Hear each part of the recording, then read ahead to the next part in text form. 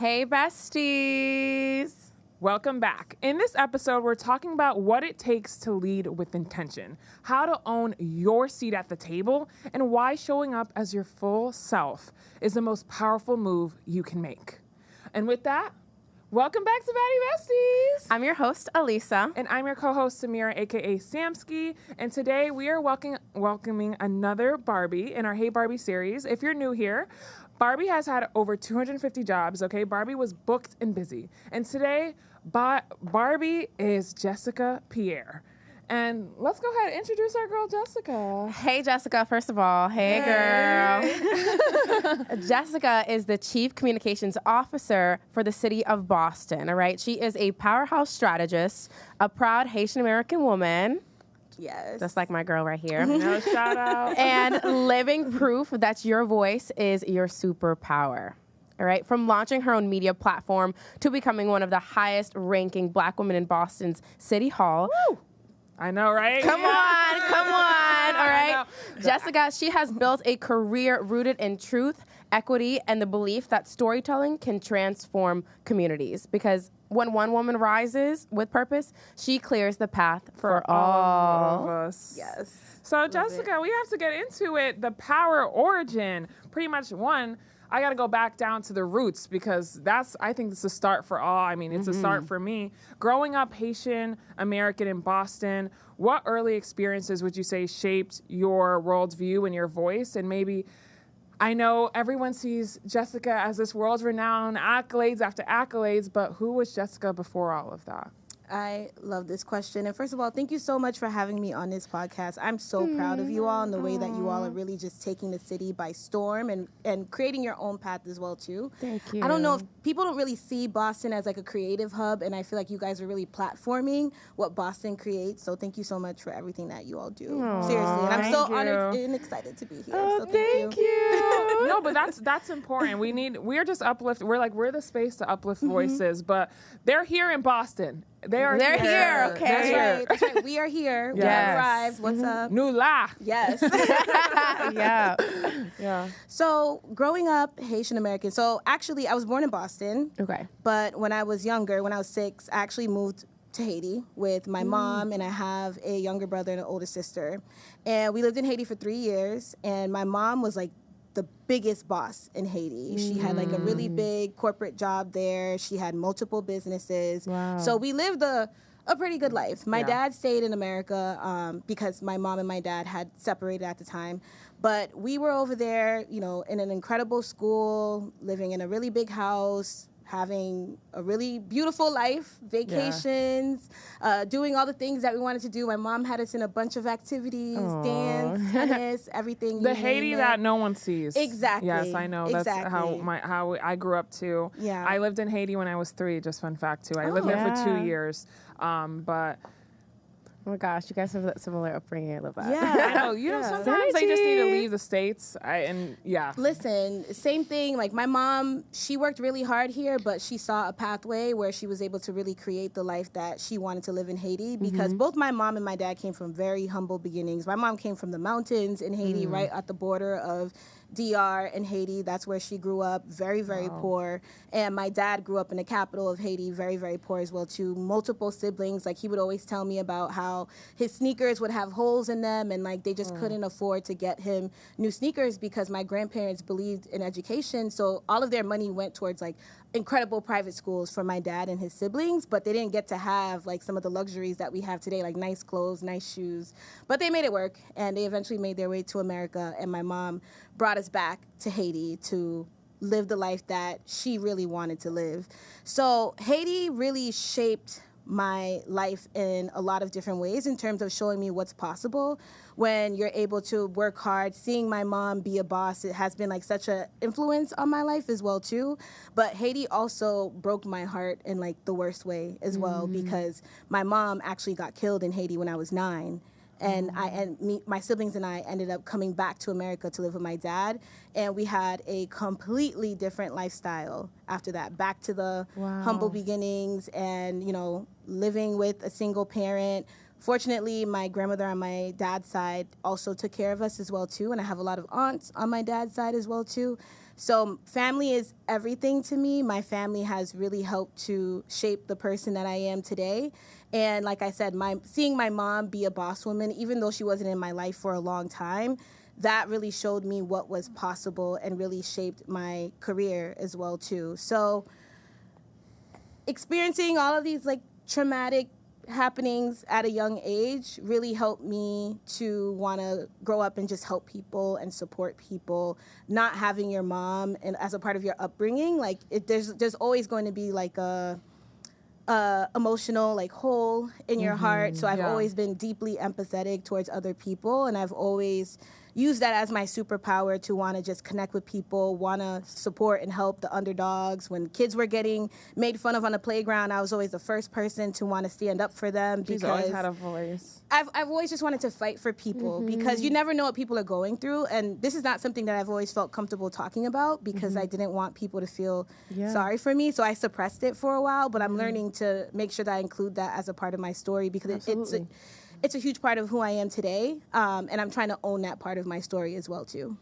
Jessicah, I just have to say I'm so sorry. I'm, like, getting a little bit teary-eyed because it makes me so angry, especially, like, our country is so beautiful, and to hear, obviously, we know the gang violence that's still happening today, and I obviously don't know, like, the full story of what happened, but I'm just so sorry that happened. And it's so crazy because when you posted her for Mother's Day, they're twins, and she's so beautiful. She's so beautiful, and you can tell, and and it's like, I know she's so proud, and she's like looking down on you, and she's so proud, but I'm so sorry that you had to live without your mom, and Haiti is a part of the reason for that. But Haiti also gave me so many beautiful years with her as well too. So it's a double-edged sword. Yeah. It's just I know.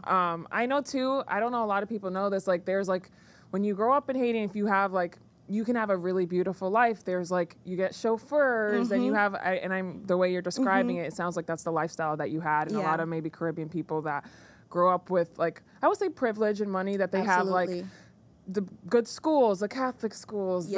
So it sounds like you got to really enjoy and see the beautiful side that Haiti also offers. Absolutely. But I would love to hear how this journey emerged, because I mean, before we recorded Jessica's episode, Janae was in the room and she was like, I founded Jessicah. She was like, I knew it. She was like, I knew it before she was like the city of Boston, the voice of the city of Boston. So I would love to hear how that journey emerged and how like, I mean, now today, and I don't even want to say like you're the chief communications officer, you're the voice of Boston. And so I would love to see like how did that story emerge and that journey do tell. I need to hear. So it's weird because I never thought I would be here, but I always was working towards this without even knowing that this was going to be one of the destinations. And I say one of the destinations because I'm still becoming. I'm only 33. Sure. I always forget. After you turn 30, it doesn't really matter how old you are. So I always forget the exact age. You're so young. Oh my gosh, she's gonna be she's gonna be like the voice of the United States. Oh my God. I'm claiming it here first. Wait, I could see that. No, and oh goodness. We saw just before Biden's office, it was another Haitian woman. Yes. Shout out to Karine, but I don't know if I want to do that, especially this day and age. But so when I was younger, growing up with my dad and my grandparents and all my aunts and uncles, I saw very heated debates about politics in the household. We had dinner at my grandmother's house every Sunday, and every Sunday CNN was on, MSNBC, whatever, and everyone was just so riled up, arguing about Haitian politics, American politics, and you know Haitians, they don't know how to speak. So when Sweet Mickey was coming on, that was a whole debate. Right. A conversation can just sound like arguing. So I was always intrigued as to why they were so passionate about politics. So I just started paying attention, and I would always just listen with fascination. Wow. And when I went to college, I went to UMass Amherst, and I had no idea what I was going to major in because I thought I wanted to be a psychologist because I was like, I want to help young people, like kids that are experiencing loss. I want to help them. I want to counsel them and help them navigate their emotions. But then I took my first Psych 100 class, and I was like, oof. It's not for me. This is not it. You said, never mind. I was like, science, Maybe. cute, but I like to write and talk. So this is not it. So I ended up being undecided, and I had no idea what I was going to major in. I was testing out a bunch of different classes. And ironically, I took 2 communications classes. Oh, really? And I was like, this ain't it either. So I was like, I don't know what I'm going to do. My family is like waiting for me to get this degree, and I'm trying to figure things out. And then when I took my first political science class, I was like, ooh, this is fun. I like this. I got a good grade in this. So I ended up majoring in political science. Okay. Had no idea what I was going to do with this degree because I knew I didn't want to be a politician. So I was like, I just need to get a degree. I need to make my family happy. I need to make them proud. And then I'll figure the rest out. So while I was on campus, I ended up joining a bunch of different student organizations, and I started doing PR for the Haitian-American Student Association. And this was like a really big club on campus. And at the time, we had a mission of expanding the students that were part of our organization to not just be Haitian students, because we wanted to portray our culture to everyone across campus. And it was a pretty big campus, like 20,000 kids. Yeah. So my job was to make sure that I was doing outreach to students across the campus to make sure that they knew about our events and all the things that we were doing. And so social media wasn't really a thing then. It was like Facebook, Twitter was starting to come up a little bit. And we started doing like promo videos and content before we even knew what it was. We were having a lot of fun. Flyers, graphic design, all the things. And I was like, this is fun. I want to do more of this. Like I want to connect with people over like a mission or a cause. So I started doing internships in public relations at the time. And then I was getting close to graduate, and I started Googling, okay, I like public relations and I have a degree in political science. What can I do with both of these things? And press secretary came up, and I was like, okay, cool, I'm gonna do that. Like, love it. Great. I found my career. So, period. Like, that's it. I was like, perfect. Now I have something I can tell my family what I'm striving towards. And you gotta tell them something. You gotta tell them something. Yup. Like, hopefully they don't ask me any details, because I don't know how I'm gonna get there, but I'm gonna do it. So when I graduated from college, I started going on the job search, and I ended up landing this job at a local nonprofit as their like communications associate. The job paid me $500 a month, and it was part-time. I know. But I was like, you know what? I'm going to take it because I feel like I'm going to get some really good experience here. And I was working at Urban Outfitters, so I was like, I'll just continue to work part-time at Urban Outfitters. I'll continue sleeping on my dad's couch. Like, I don't have any bills to pay. I don't need to feed myself. I just pay my little $70 a month cell phone bill. And I'll take the little $500 a month. I could do this. Yeah, I was like, you know what? It's not going to be a forever thing. It's just going to set me up. And it really did set me up because at the time there was a mayoral race in the city, and the organization was really involved, and politics was starting to really change in the city. It was starting to become more representative. It was starting to become more diverse. Even though at the time at the organization I was working at, I was like the only black person, black woman in the space. But my supervisor at the time, her name was Erica, she really just mentored me. Like everything from showing me what to wear in the workplace, because I didn't have any money. Corporate America you don't realize, that was the same with me. Being a first gen, and they don't teach you this. No. I mean, when you go to these rooms, even the way you talk, the way you present yourself, the code switch. Right. It's crazy. Right. What you don't know, you don't know. Yeah. So I was really grateful to have someone that was willing to sit me down and be like, yeah, so like that shirt you wore yesterday, don't wear that again. I was never offended by that because I needed that guidance. I needed that support. So I was really grateful for everything that she did for me. She advocated for me in certain spaces. And while I was at that job, we had an event, and there was a new city council that just got elected. Her name was Michelle Wu. And she was we know that girl. She's a Barbie. So she was a keynote speaker at the event. And when we used to do all these events, I was so used to all of the elected officials just like not even acknowledging me. Like they probably all thought I was like the help, because like I said, I was like the only young black woman in this space. That's crazy. And she said hi to me, and I was like, me? And she was like, yeah, hi. And I was like, hi. And I was like, wow, this lady's nice. Like, she said hi to me. And Ayanna Presley, she was a city council at the time, too. The only black woman on the city council. And she was also just such a light and always made it a point to give me a hug. She would walk across a room to make sure that she acknowledged me. And that just made me feel like, okay, I can move in this space. I belong here, even though I don't see a lot of representation of people like me. So fast forward a little bit, I got another job that paid me a little bit more. So I was no longer making $5 a month. And my job at the time, I was working for like a bigger organization, a national organization, doing communications, but I wanted to do more. And I would tell my boss, like, please, can I just like write a press release? Please, can I just like talk to a journalist? And she would be like, no. So I was like, OMG, let the girl work. She's ready. I want to do more. So I convinced them. I said, hey, there's a journalism class at Harvard. Okay. Can I take this class and can you guys pay for it? And they were like, well, like, we'll pay for it if you stay here for another year. And I was like, well, I ain't got nowhere to go. So they love to negotiate. I know. I was like, that's totally fine with me. I'm going to stay. Yeah. So I took the course and I started to learn more about journalism. So, on the communication side, you're like pitching journalists and kind of like working with the organization. So I got to learn more of the media work through a journalist perspective. And I really fell in love with that because I always loved to write. And so after I graduated from that class, I was like, I really want to put these skills into play. And this is when like a lot of the blogs were starting to come up, like the shade rooms, all the things.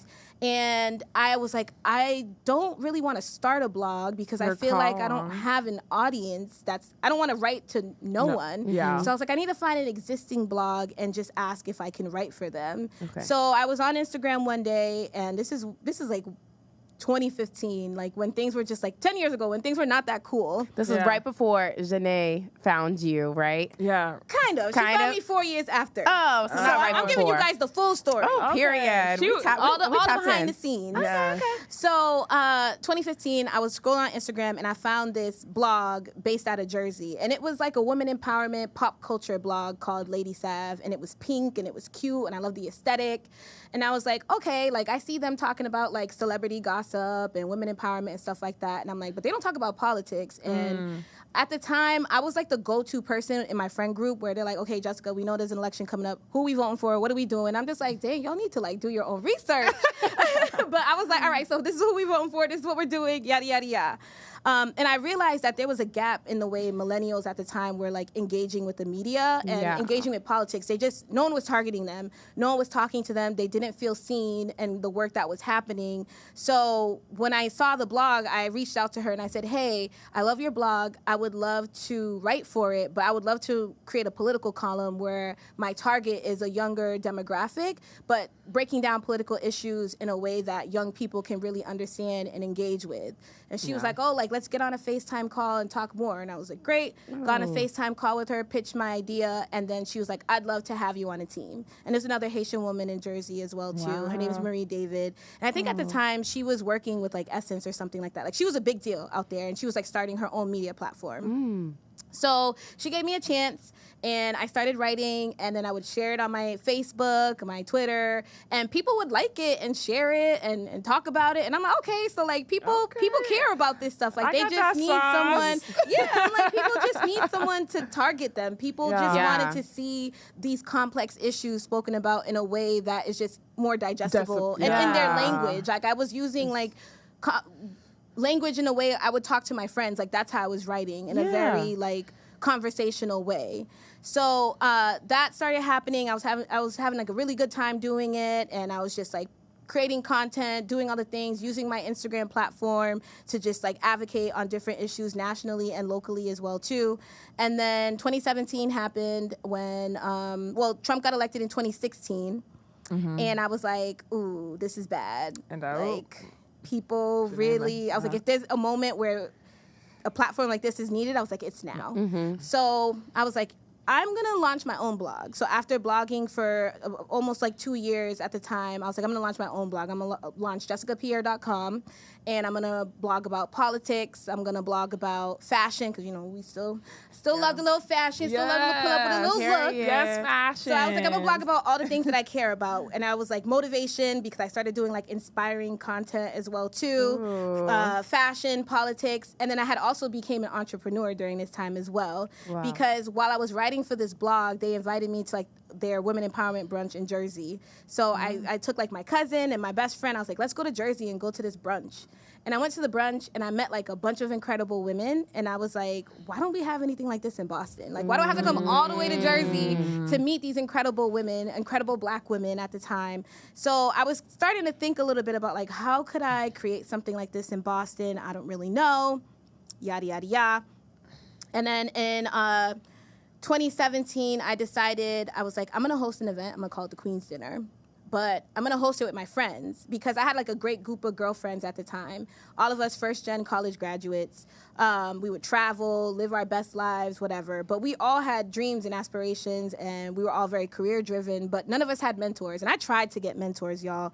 I would show up to the mentoring events, talk to women, get their business cards, follow up, and no one would respond. And you know, people are busy. When you're an executive, you don't have a lot of time. So I get it. So I was just like, I need support to navigate my professional career. I need someone to, you know, show me the game. Yeah. And it was just really hard to find a mentor. So I was like, I don't have any mentors, but I have this great group of girlfriends. So I was like, I'm gonna host this event for my girlfriends because not only are we gonna talk about, you know, the latest whatever that's happening, or the latest trip that we're trying to go on. Like, let's actually talk about our goals. Let's actually talk about what we're trying to accomplish. And then let's talk about ways that we can hold each other accountable to be able to do those things. So I hosted the Queen's Dinner back then. I think it was January 2016.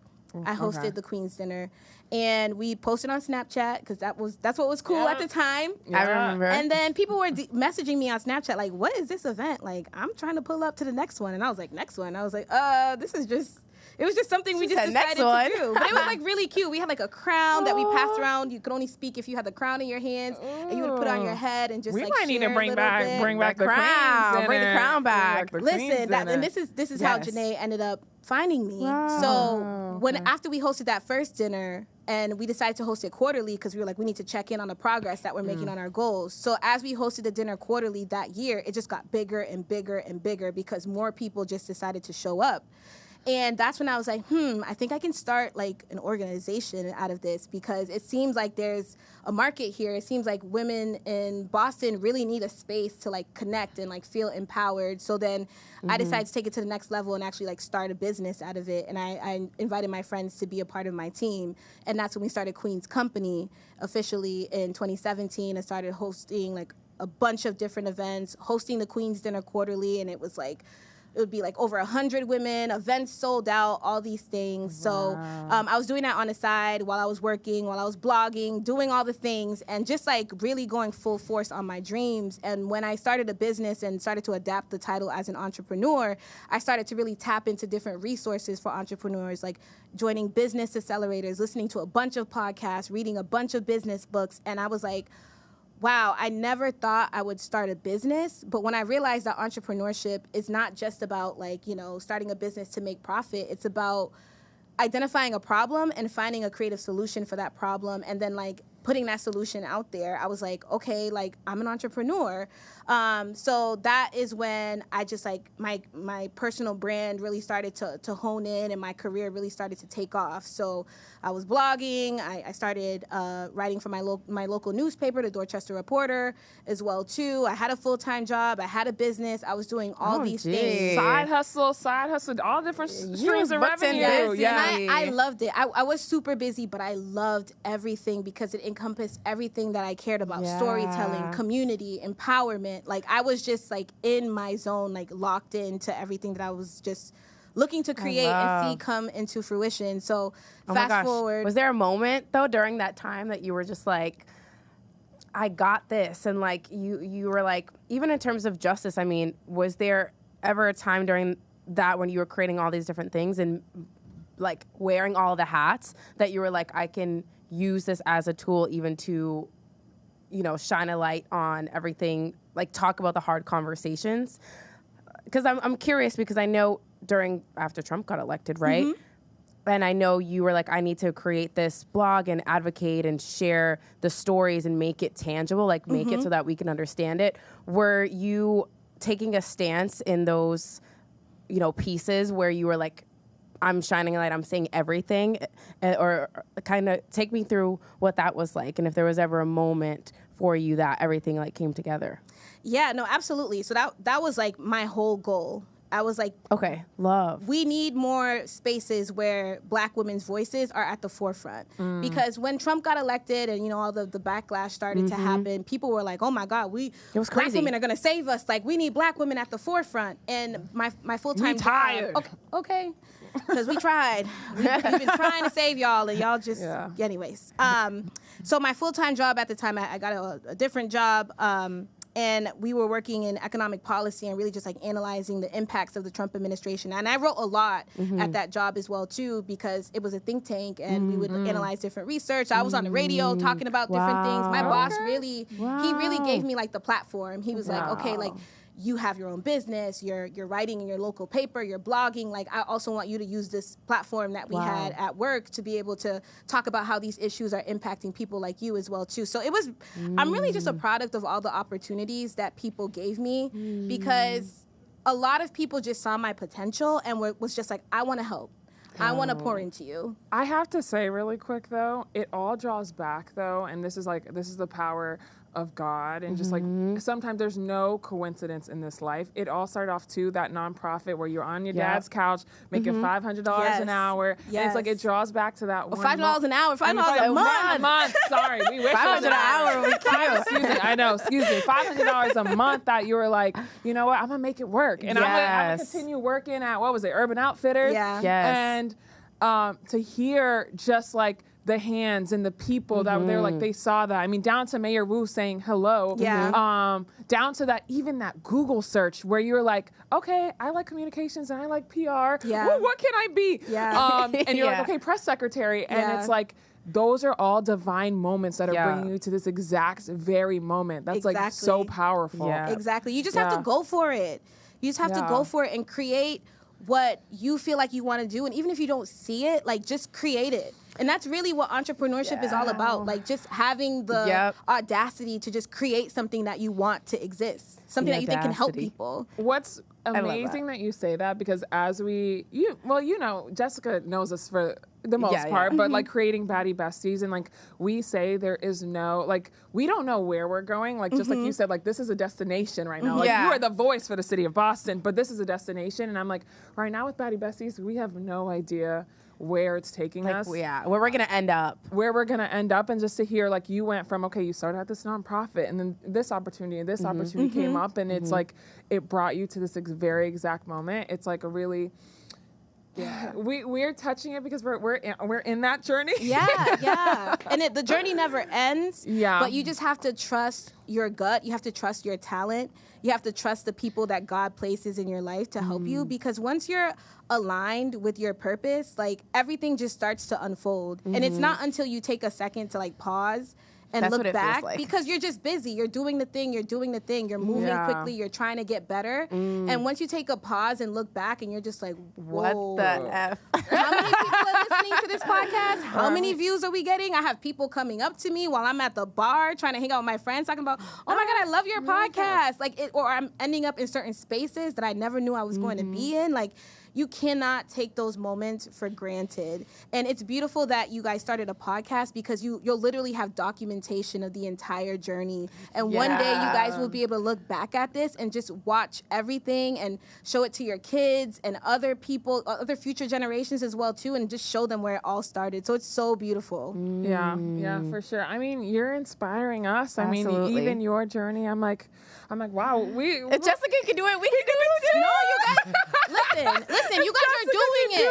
You guys are doing it, period. You guys are doing it. And there's other women who want to start a podcast too. There's other people that feel like, okay, well, Boston, there's not the right studio, there's not the right connections. Okay, I'm not in New York, I'm not in DC. So like, how do I start something here? And you guys are literally showing them what's possible. You guys are carving your own path. And like you said earlier in the intro, and you're creating a pathway for other people as well too. So we love to see it. Yes, clock it. We're with the youngins now. Yeah, we're doing this now. We added this in. I have to ask. So I know we're not done with the full journey, so I need to hear back, because we're now in 2016, 2017. I'm gonna go back to it. So I want you to continue on, because we were popcorn tea. Yes. Yes. So it was crazy, because during that process, I actually interviewed to work for the city councilor, Michelle Wu. to be her director of communications. And I interviewed, and I loved her, and I was like doing all these things, and I didn't get the job. And I was like, you know what? It's all good. Denied, because never delayed. Listen, and I was kind of happy about it because I ended up getting a different job that paid me a little bit more. Oh. And that was the job where we were focusing on economic policy, where my boss really just like invested in my career and like gave me a platform and all these things. So everything always works out, right? Yes. So fast forward, I'm running this business. I have my website, I have my platform, I have my blog, and people started coming up to me and being like, hey, like, I need you to help me build my brand. And I'm like, listen, I just told y'all I have a job, I have a business, I write. Like, when am I supposed to have time to help you build your brand? Yo, this is eerie. This like nostalgic. Listen, and I was like, all right, so like Jessicah might have to get out and help us build our brand next. No, you guys are building your brand. You guys are doing an incredible job, but I'm always here to help and support. So whatever you need, just let me know. Thank you. So I was just like, when am I supposed to find time to do this? I don't know. But then I was like, I got a little bit of time. I'm single. I ain't got no man. I ain't got nothing going on. No kids. I'm like, what's a little bit of hard work gonna do? So I was like, all right, let me just Google and see if I could find a contract for consulting online. And I found a contract, and I was like, okay, let me print it. And I created a logo, and I was like, all right, I'm starting a new business. Period. Jessicah was in her bag, honey. You know what? We are officially a consultant now. Period. So I'm like charging. I'm like getting clients. I'm like charging them like $250 a month to like manage their social media and give them advice on how to build their personal brands. And this was probably in like 2018. And I went through like the craziest things.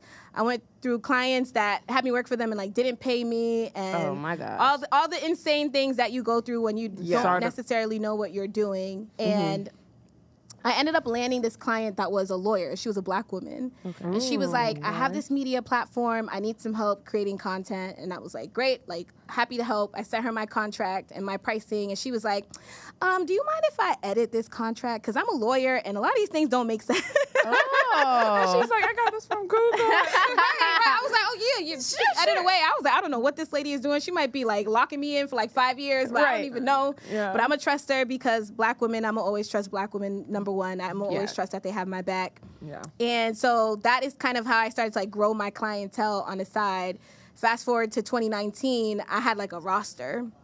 Wow. And I started to like make some really good money on the side consulting, because with Queen's Company, we had a very successful business and impact, but not necessarily revenue. And we were trying to figure out creative ways to like really like make money from this business, trying to work really hard. But it was hard because we were so mission-based, and we knew like our target audience, like we wanted everything to be affordable for them. So it was really hard to figure out like how to actually scale the business in a way that would make sense. But like I said, it was having impact, so we were just like sticking to it, just going through the motions, taking our time to figure out how to make it work.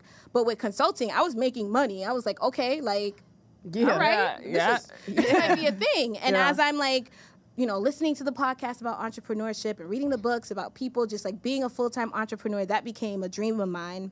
And then towards the end of 2019, I was like, I think I'm going to take the leap and quit my job and focus on consulting full-time.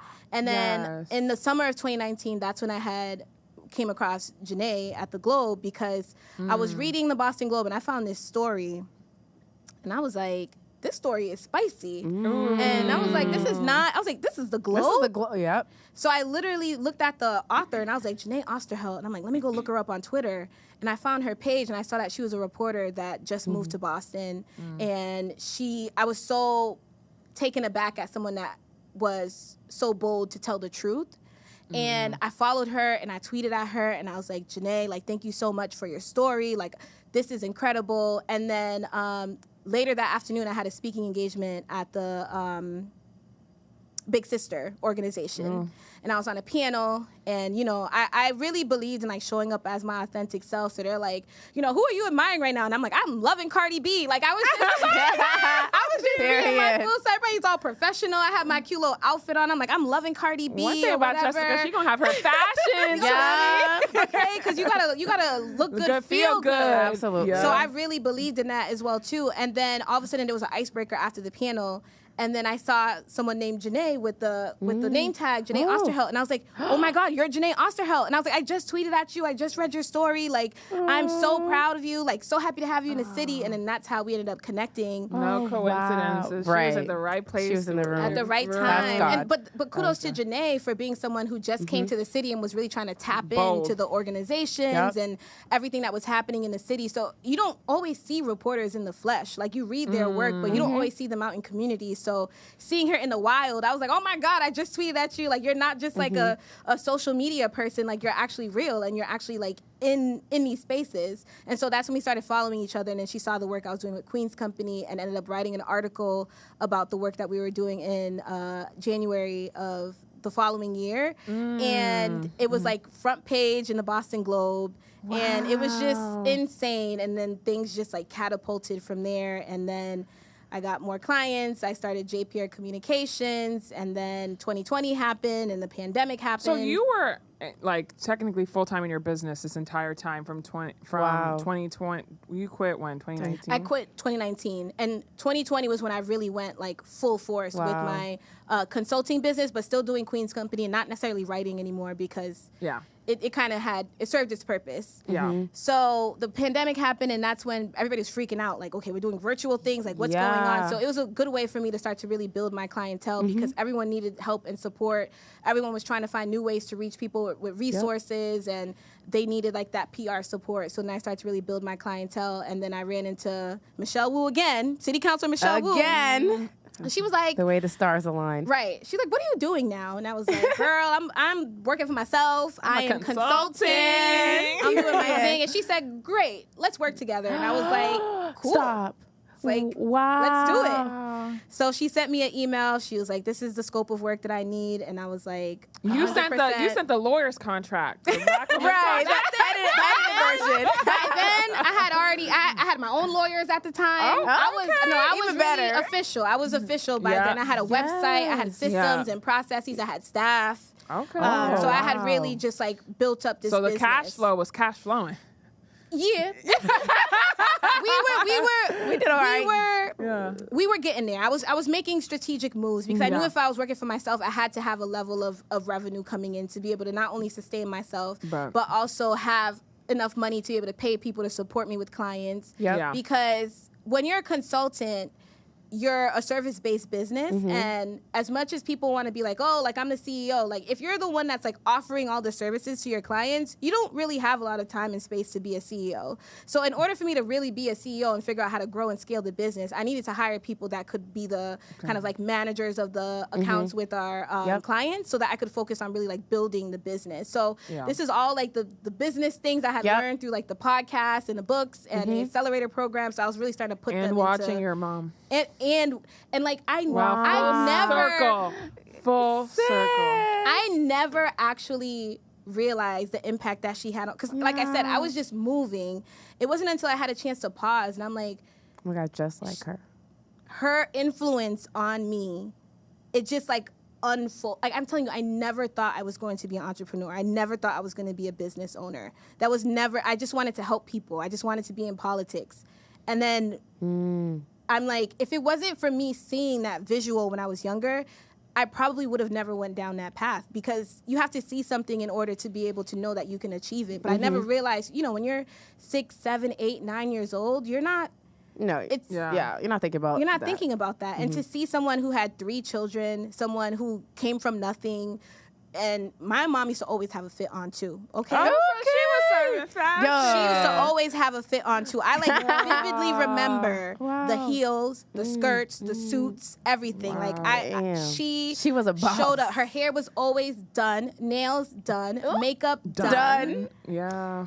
Wow. Being a mom, being a boss. Wow. So it just I'm so grateful for those years. And like, even though everything was cut short, I have deep gratitude for God really just allowing me to see my mom pursue her dreams, because she could have stayed in America. And who knows, she would have probably been alive if she stayed in America. But in America, she didn't have the opportunities that she had to really be the type of woman that she knew she could be. So she had to leave. She had to go to Haiti. She had to uproot us from our homes here and bring us to Haiti in order for that to happen. And I'm so happy that she got to really just become that person before before she was unfortunately taken away from us. Yeah. So that inspires me on so many levels, and it shows me really what I can do and what everyone else can do as well too. So yeah, wow. just to wrap up the journey. So 2020, you know, Michelle was like, I need you to come work with me. And I'm like, okay, I'm gonna be your communications consultant. And then she's like, I'm gonna run for mayor. And I was like, great, let's do it. So that year, she decided to run for mayor. I became her press secretary on a campaign. Like she said, period. It came full circle from UMass Amherst, from the Haitian Association. Yes. Wow. Yes, I became her press secretary on a campaign. And then we won the campaign, and now I'm the chief communications officer. Wow. And along the journey, I decided to stop doing Queen's Company in 2020 because things were I was going in a different direction. So I had to make the horrible decision, well, not horrible, but the difficult decision to step down and let the girls that I was working with kind of like take over from there. And then I was still consulting, doing all the things, and working with her on the campaign. And then when I took this job, I shut my business down and decided to focus full force on being the chief communications officer for the city. Oh my gosh, you did that. I just have to say too, I heard something at church last Sunday, and my pastor was talking about having like something deposited in you, right? And I just felt like hearing you speak about your mom and hearing your story and how you got to this moment. I just know that your mom deposited that something special inside of you, and it's in you every single day. And it radiates and it shows up in all your work. Like she lives in you and left something in you. And I think really that's does. amazing. Yeah, I just have to say that. So I just want to go deeper too as well. So you went from press secretary for Mayor Wu. How was that transition to, and that brings me to my next segment here, like understanding the title a bit more, to being the chief communications officer. Kind of want to know what it means to you. What's the day-to-day like? And then how did that transition happen? Was it kind of like a seamless transition? Did you have to interview for it? Like, what? Give us a little bit of that history. When I was consulting with her, I kind of served as her part-time communications director. Okay. And like I said, the pandemic was happening. So what happened to the communications director they hired? Oh, that, I don't know. I don't know. I don't even know who that person was. I didn't even ask. Look, they weren't me. They weren't me. And you took up space. Period. Yes. That's really what it was. So yeah, I have no idea who that person was or what happened to them. But it was the pandemic. There was a lot going on. There was a lot bubbling up during the pandemic in terms of inequities that people were seeing and how people of color were really impacted by COVID in really disparate ways.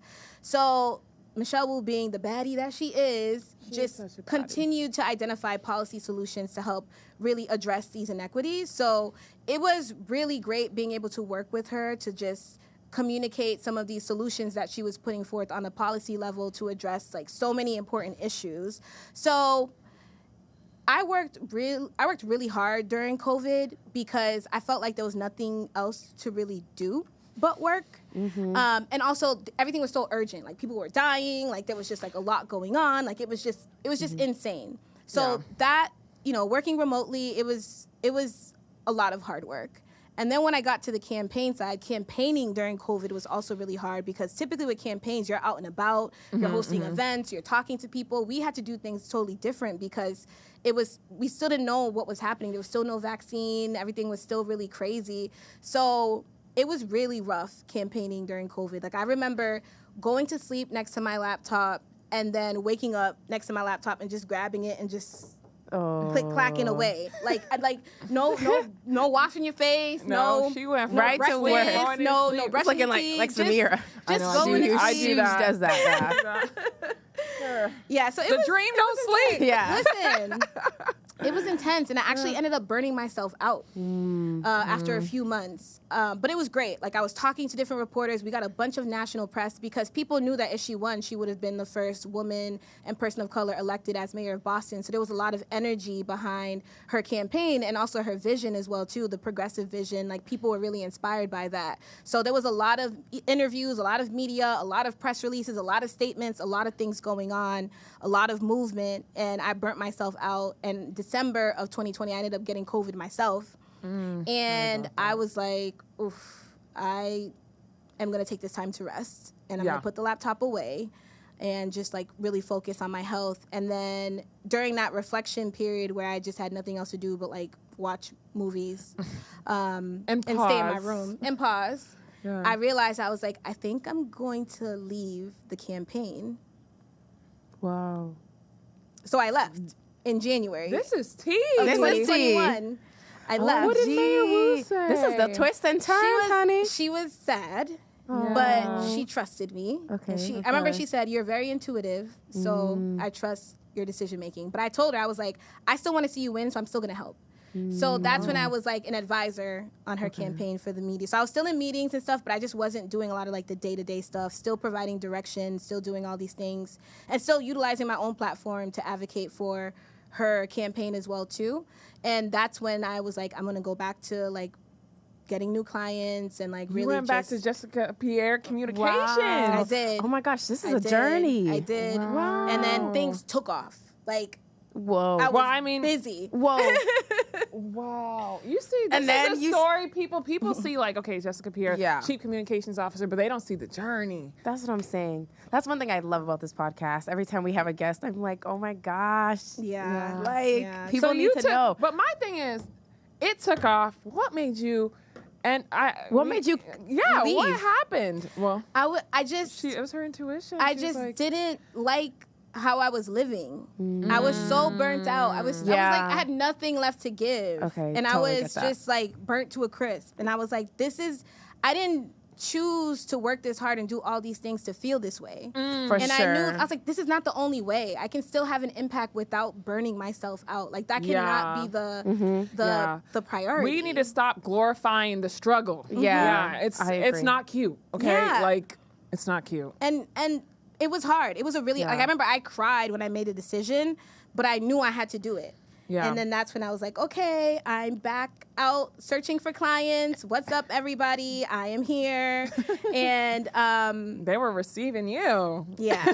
Yeah, I got an assistant Wow. and she was able to really help me. I was just It was Wow.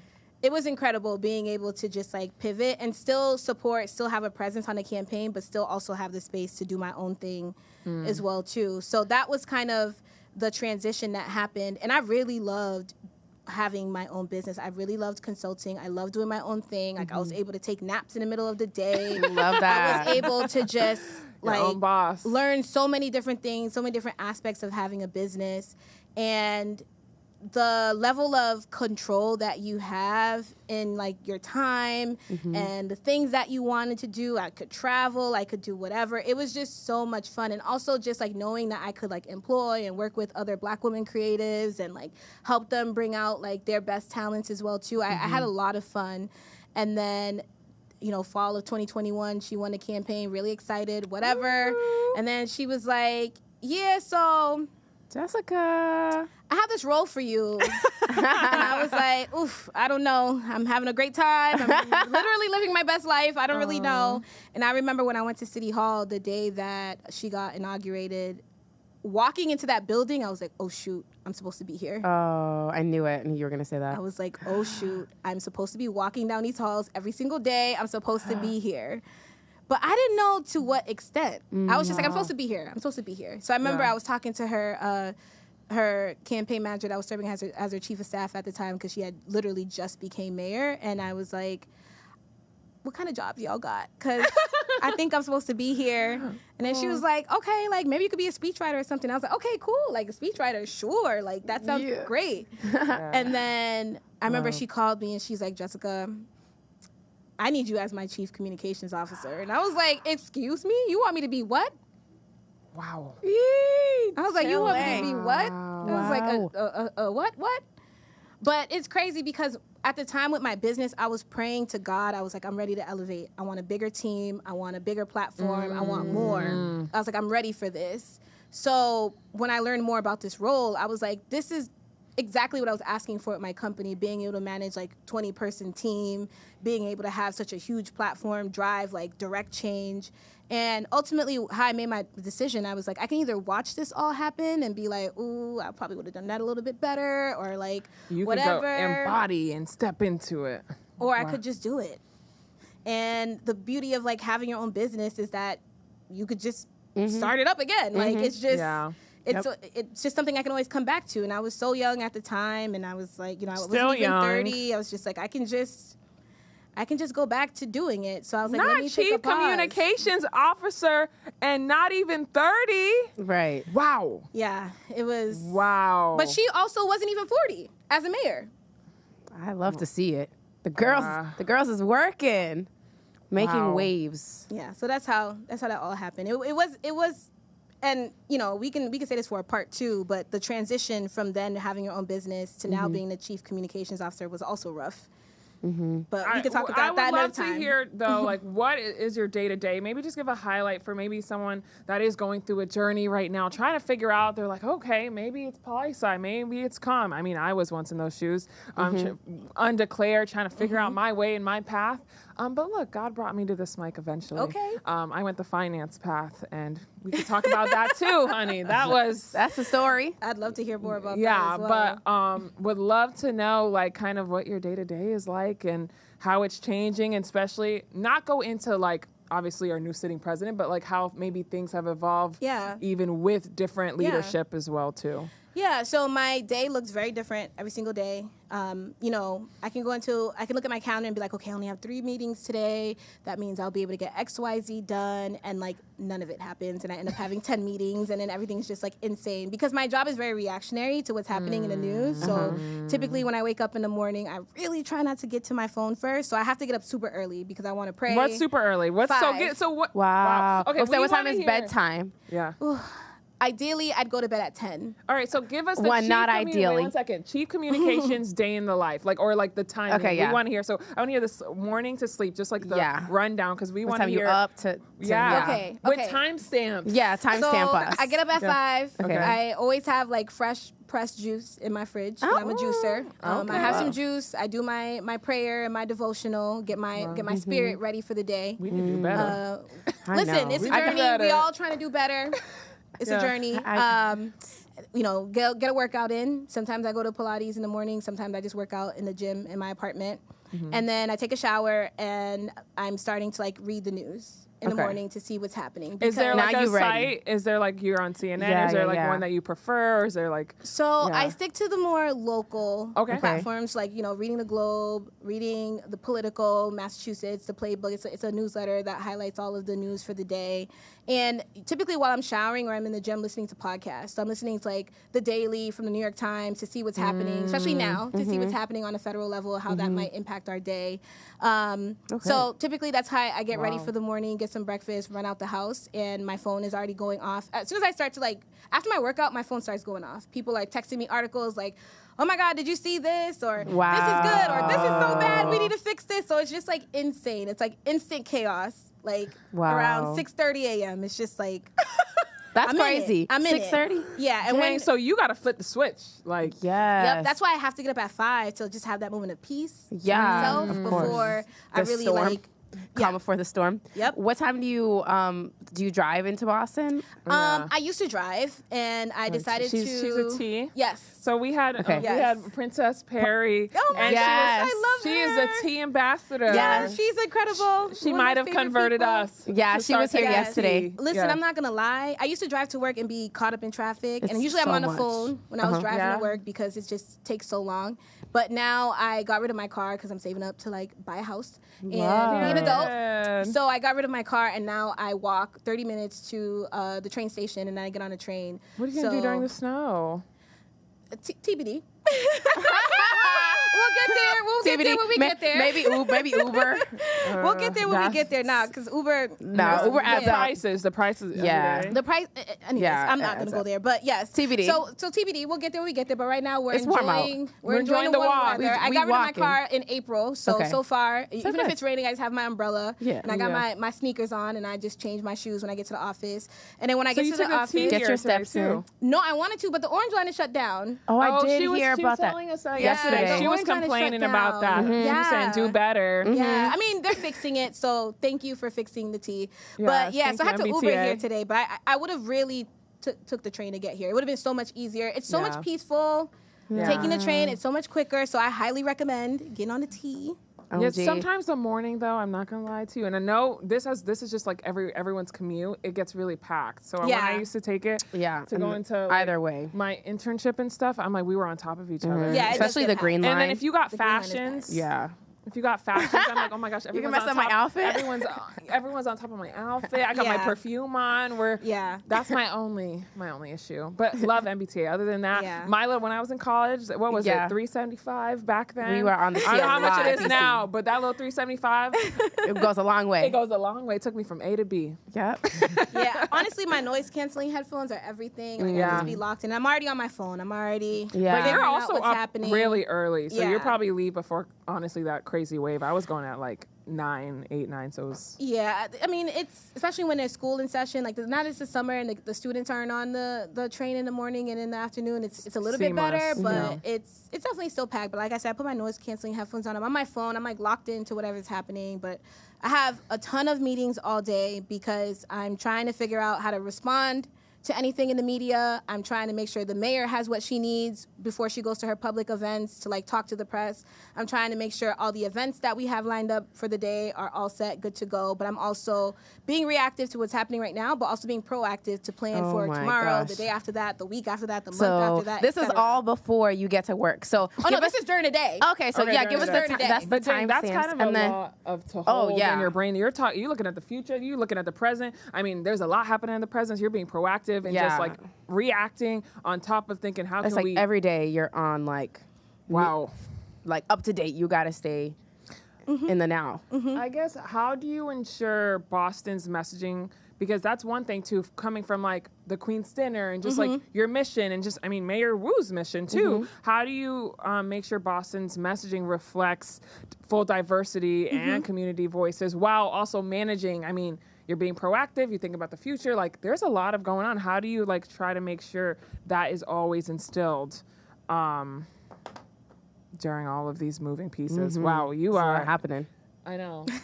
They see like the end result. Like we see Mayor Wu looking so cute. She's like, "Hi, Boston!" Like, and she's like has her like commuter series, and she has like, "Hey, Boston, it's Juneteenth," and like, you see all of that, but we have no idea. Jessicah is tapped in behind the scenes for hours. Yes, it's all day. It's all day. It's nonstop. But I have an incredible team. I know. Love that. Takes a village. You guys had a chance to meet some of them. They are incredible. They are smart. They are on top of it. But a big goal of mine when I took this job, I was like, it's going to be really important for me to make sure that we are portraying the Boston that I saw growing up. Yeah. And the Boston that I saw growing up was not just Fenway Park. It's not just Harvard. It's not just, the downtown financial district. While all of those markers are so important, so crucial, so historical, everything that we love about the city, but there's so much more. So it was a big mission of mine to make sure that I was showing the Boston that I saw every day,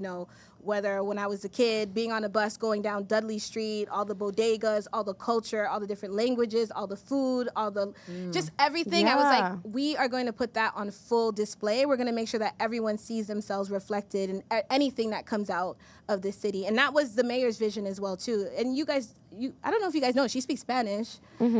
So she is just like, and she learned she learned to speak Spanish while she was like in politics. Like she just, by engaging with Spanish people, she that's just crazy. Taught it to herself. Yeah. So she need to learn some Creole next. Oh, we on it. We on it. Yeah, we got her saying a few things, and like we're on top of it. You gave her some Haitian food. You gave her some griot. You gotta give her. I haven't given her Haitian food. You have to. Please give her. I haven't given her. Give But her I should because honestly, when I see my family now, like I'm keeping all that Haitian food. I ain't giving it to nobody. That's true. That's fair. It's hard to give it away. Or I bring it to her. They make smells so good. I'm like, yup. Don't ask to try it. It does. But she's had like Haitian pate, and like she'll go to go to Haitian restaurants. I mean, you guys did it for the city during Haitian Flag Day. So yes, but I would love for her to have my family's food. But one it's day in the I will stop being selfish and decide to share the food that they send me home with. But yeah, it was just so important that we did that work, and every one of my team members and across City Hall as well too, everybody shares that same value. So everyone's very intentional about making it, because even the leadership at City Hall now looks so much different. Yeah. I'm a part of the most diverse cabinet in the city's history. So everyone is doing their part to really make sure that we're pushing that value of making sure that everyone feels seen. And I think that it's paying off in a lot of ways. Like, a lot of people tell me the city feels different. Like, they feel a sense of belonging, and especially now with the current federal administration and all the attacks that are happening on immigrants and Black people and people of color overall, like, we are trying to make sure that Boston is a leader in inclusivity, and that Boston is leading the charge in terms of we value our diversity, and we're going to continue to fight for everyone in this city and show other leaders what it looks like to defend a city that is diverse and prosperous and beautiful and healthy and safe. I love that, especially diversity. I think we have so much culture to offer here, and we don't always see it. And people don't know. Yeah, and people don't know, so we got to let them know. Okay. And especially when Mayor Wu, this is one thing I really had to point out though, because I know it went viral, but Mayor Wu, when she went and swore in Congress, and she went in, I mean, she's Catholic, and she went and she had the cross on her head so proudly, and she did not care, and she stood there and she represented. I mean, that goes to show too, like, just like, she went ahead and she was the face, but like her team, and that everyone supported her, and that's the diversity and just the boldness, and she just, like, I mean, to everyone else, it felt fearless. Yeah, you guys are making history. Yeah. It was. Yeah. I remember as soon as she answered the first question from one of the congressional members, I was like, oh. I was like, she stood on business. I was like, okay, so we got the mom who's here to reprimand all these children. I was like, this is the Michelle Wu we got today. I was shocked because, you know, we prepped her for it, but you still have to bring that level of energy and like vigor and confidence. And she really carried the entire city with her in that space. And she really channeled that energy of like, y'all are not gonna come and mess with Boston. Like, you want to know about Boston? Let me tell you about Boston. And I was so proud of her because, you know, it was a risk to go. Yeah, she shook up all 50 states. Yeah.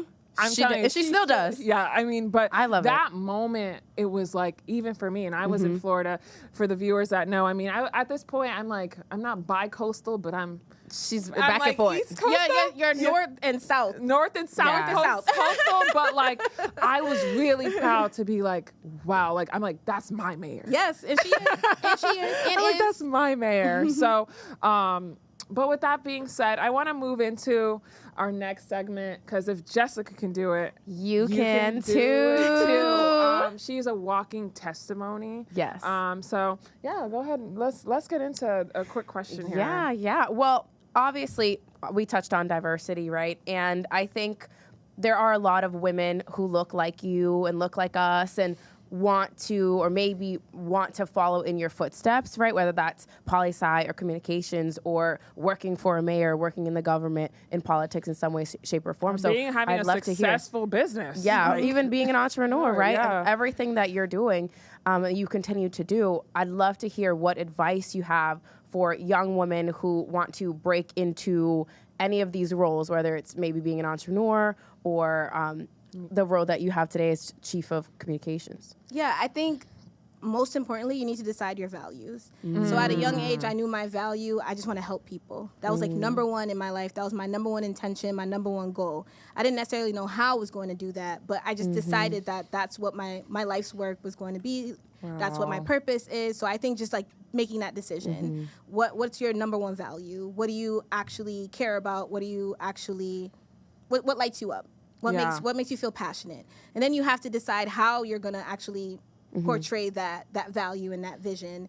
And especially nowadays with social media, anybody can have their own platform. So I think, you know, I have this idea in my head of, you know, for my next iteration of life, whenever the next chapter comes, I really want to teach a class called Using Social Media for Good, because social media can be such a powerful platform, because it really helped my career as well too when I started creating content at, you know, way back when, and like really just showing people what I cared about and advocating.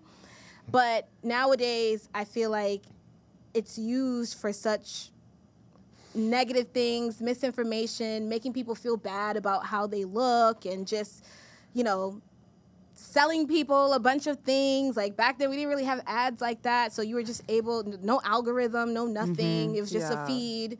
So it can be really hard to think about how to use it in a positive way and not necessarily focused on like I have to look like this or I have to act like this. So I want to teach a course called How to Use Social Media for Good, to let people know like, okay, you have this value, here's how you can use social media to show the world what you care about and build community in that way with other people that might care about the same thing. So it's like decide your values. Not and another life though, Jessicah. We need that course. Yes. We need it. Harvard. I love that. You got your girl. Yes. Yeah, and, whatever. I just put it out there, and then God will figure out when the timing is right. Yeah, absolutely. I have to ask though, really quickly, before we go into our next segment, is that one, growing up first gen, growing up Haitian, to taking the path of communications, and Alyssa's Cape Verdean too. Like they tell us, doctor, finance, like nurse, like lawyer, lawyer. Like these are the roles that you need to do. So I feel like, you went ahead, you did the Google search, and you figured out how you could put PR and poli-sci, and you're like, I'm going to be press secretary.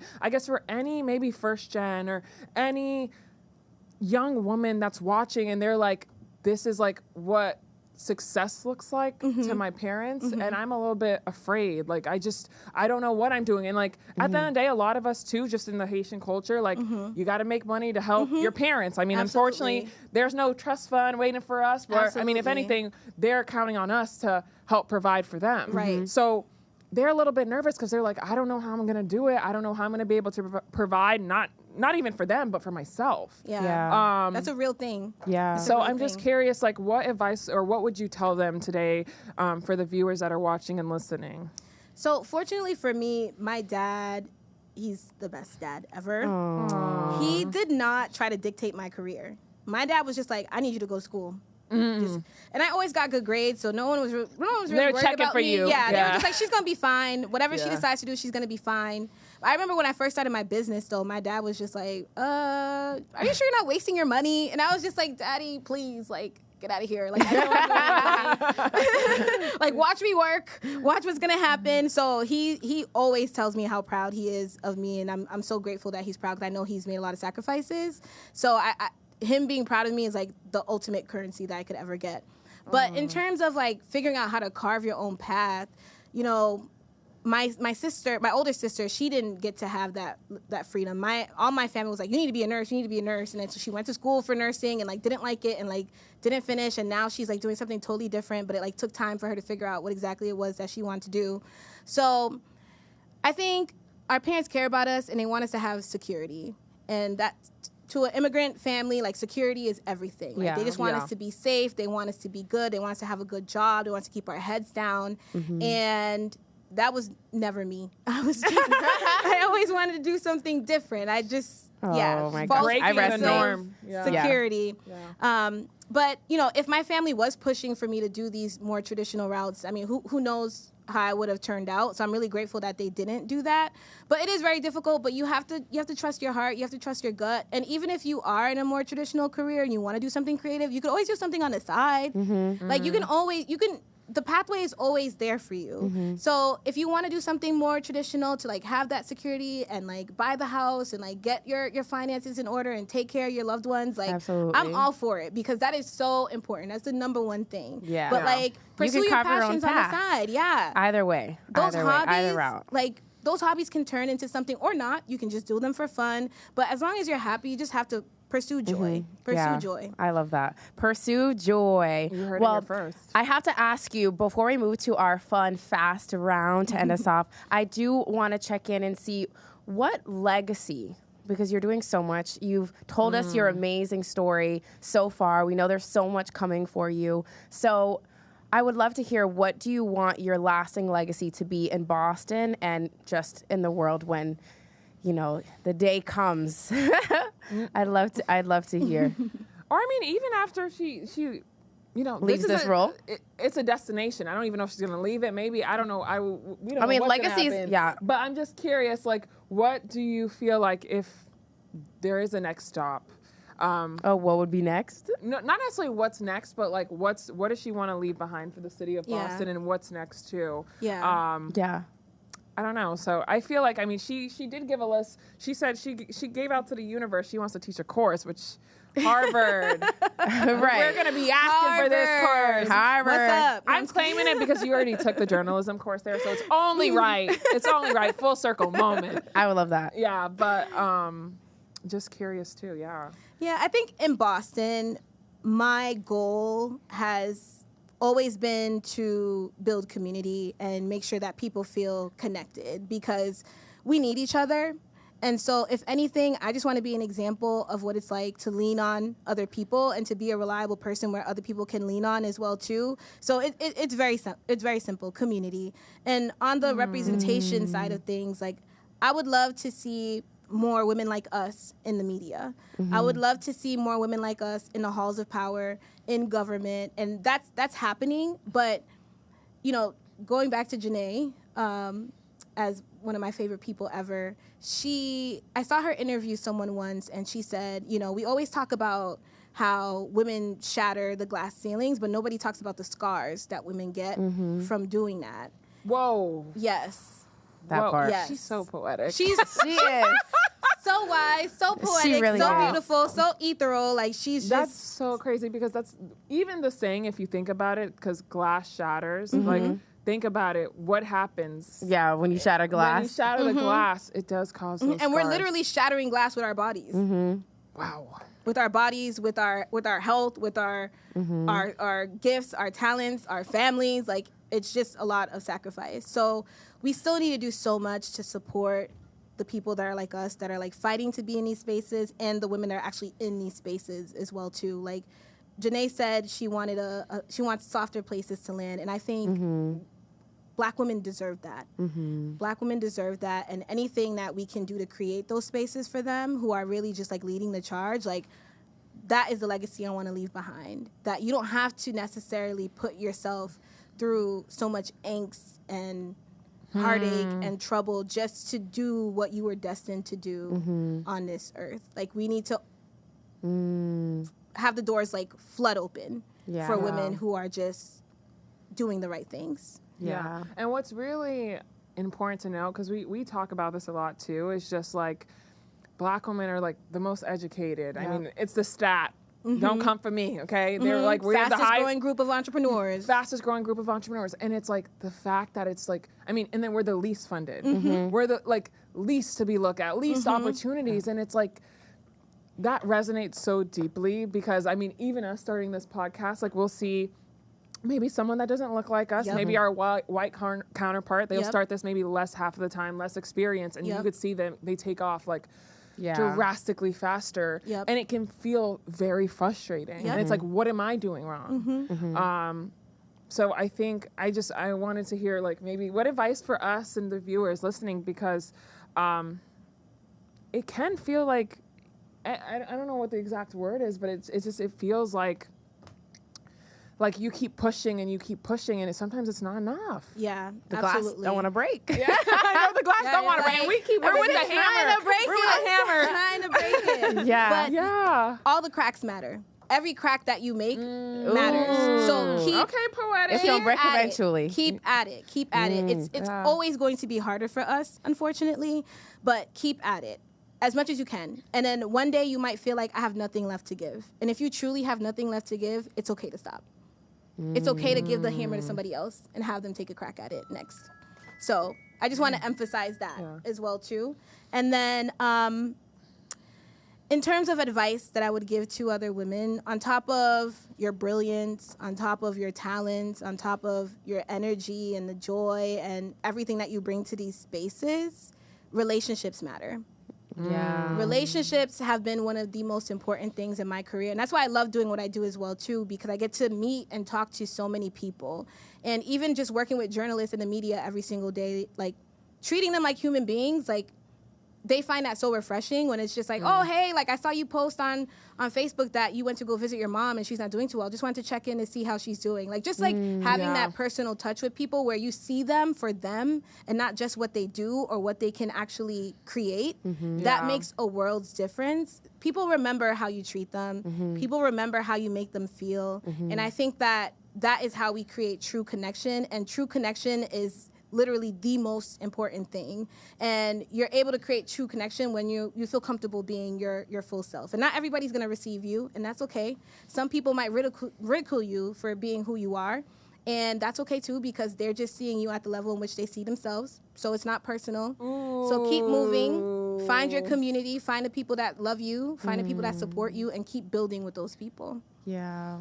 Wow, you said that so well said. We Yes, don't have to leave it girl. at that, period. Mic drop. Let's get into our quick fast round. One word. We say Barbie could never. So we're just going to ask you quick, fun questions. What is a dream media platform you'd love to run for a day? Ooh, a dream media platform. I could see you doing Shade Room. I had to just say that really Ooh, quick. I don't even follow them. What? No. We have to. Pop culture, girl. Yeah. Yeah, no, I get it. But for me, I was like, yeah, nah. There's certain media I'm just not gonna consume, and like, it's just certain things. Anyways, so I'd probably say Essence. Oh, great choice. Yeah, and Essence, Essence. because of the platform, the magazine, everything that they have created, but also like the Essence. experiences and the events that they put together, like, it's just literally community for Black women. So Essence. Okay, love that. I could see her being like the CEO of Essence. Oh, yeah, God. me too. I could definitely see it. Hey God, what's up? You see it. Okay, what is your favorite power lipstick, lip gloss, or accessory? Ooh, I love a red lip. Yeah. Okay. I would have had one now if it didn't clash with my outfit, but Ruby Yeah. Woo, Love it. Love. What's your go-to song before a big press conference? the biggest, No way. the largest. Ooh, the biggest. I play that song all the time. My boyfriend's always like, "Why do you like this song?" And I'm like, "I don't know. It I just makes love me it. feel like the largest." Like or anything Jay-Z, really. Yeah. Okay. Really. Like lately it's been Jay-Z and Rick Ross, F with me, you know I got it. I be walking into City Hall with my headphones on. Nobody knows what's in my ears, but I'm vibing. I love it. What is one word you hope people use to describe your impact? Inspiring. Inspiring. I love you. Well, you are very inspiring, Miss Ma'am. So Thank you. Yes. Thank you so much for coming Yeah. today. Your story, your message, I mean, it touched us. I know it'll touch the viewers, the listeners.